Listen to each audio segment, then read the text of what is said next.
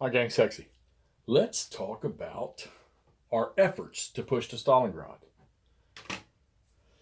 When last we were here, we had some army units sitting here. But then the Russians started to build up.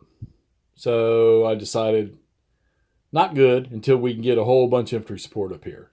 Well, while I was trying to clear out everything behind, which you can see now is all through here is gone, okay, I decided to, well, let's move the panzers down here and let's force across the Don and start breaking out here towards these oil fields. But as you can see, things have changed. All right, so anyhow, I'm going to talk about some of the other rules in this game.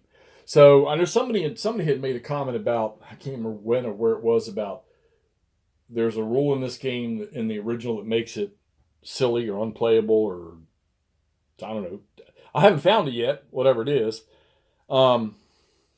So I made a statement at the start. I'm not playing with Hitler's directive. I told you we cut the phone lines to him. He has no say in this one. And then I'm reading this rule about continuous front. There's no way. There's no way that's going to happen.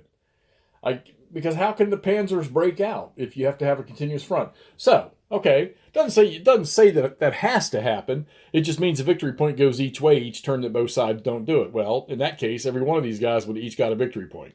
So it's pretty much just a wash. However, as you'll notice now, the Russians are starting to form their line. Still got a big old gap on the north part of the Don, but I am kind of honoring not crossing that with the Germans, and because I think I'm going to end up stretching too far if I do. And I know that the majority of the Russian reinforcements come in on the north map. Now I got a big gap up there, but I got a feeling it won't take long for the Russians to fill that gap. So I'm also thinking that down in here, probably going to lose all of this. That would just be a guess. I could be wrong, but I'm thinking that's going to happen if the Germans push really, really hard, really, really fast. So there may be a withdrawal slowly starting to back up.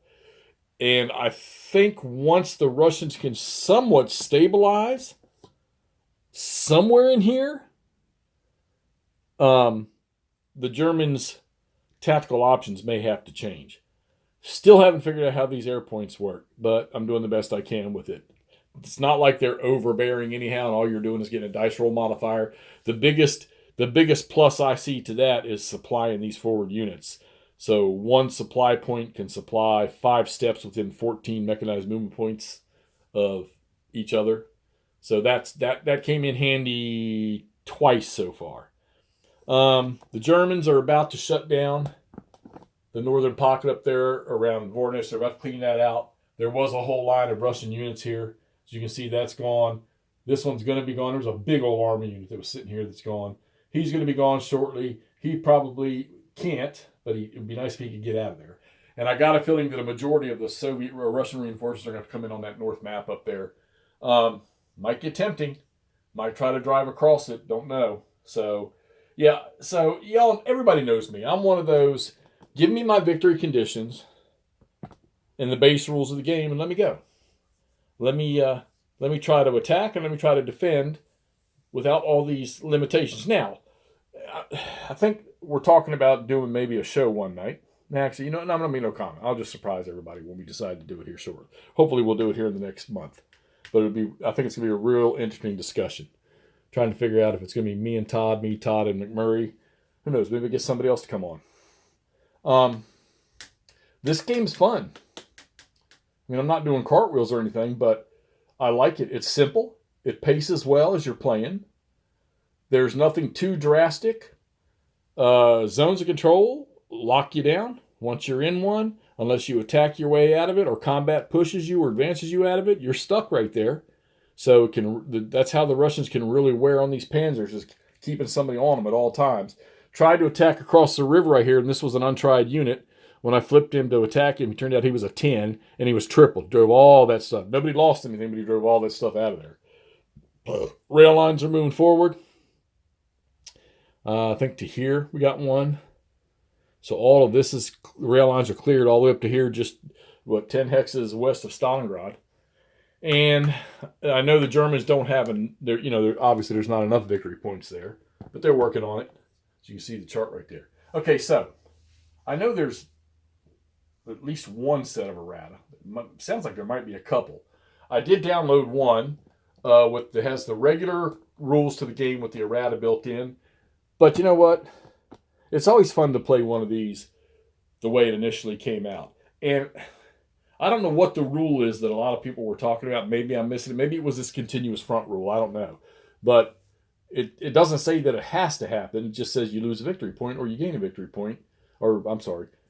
Yeah, lose, gain, whatever each side. Well, none of them are keeping a continuous front, so that's just not happening. And there's a big gap right there, which if I was smart, I'd probably charge through that gap up there and take some of those victory locations. But I know that the priority was to get down here and get this oil, and that's what we're going to do. We're trying to get down here and get this oil. Here's my cop right here. All right, and then Baku down yonder here somewhere. So, interesting enough, I don't see a ton of victory point hexes down here. I know there's some along the waterway here. Stalingrad's massive, so you never know. Germans could break across and sweep up that way. You get victory points for Astrakhan. If you take that, there's 15 points if you get off that road right there. What's up north? I'm not really sure. A bunch of fives. I don't know. Maybe there's a 10 up there somewhere. I don't know. But Stalingrad's the big one. So, and the game is called Drive on Stalingrad. So we'll have to see what happens. We'll have to see how many points we gather down here because there's probably a good 20 or 30 points right around here somewhere. All right, so this is Drive on Stalingrad SPI 1977. Wanted to keep you all update. I don't have the Russian reinforcements. I just get them as I go because they're mostly untried stuff. But that's all the Germans. So the Germans have from here over. That's all they got left. And you can see they got another Panzer Division to withdrawal, infantry to withdrawal. They're going to get a Panzer Division right here, back, I think. More infantry withdrawal over here. So nothing severe. And then, of course, the Russians start building up reinforcements. Look like in the south is going to start here real soon, which they need it. Guards units. It's not massive amounts, but it's going to be way over, especially towards the end. It's going to be way overbearing compared to what the Germans are getting. All right, lots to do. Loving it. No urge to take it down yet. Although I got these desires to play other Stalingrad games. Maybe Stalingrad 42. Who knows? All right, anyhow, it's sexy. Drive on Stalingrad 77. We are into the 11th turn. Talk to y'all soon.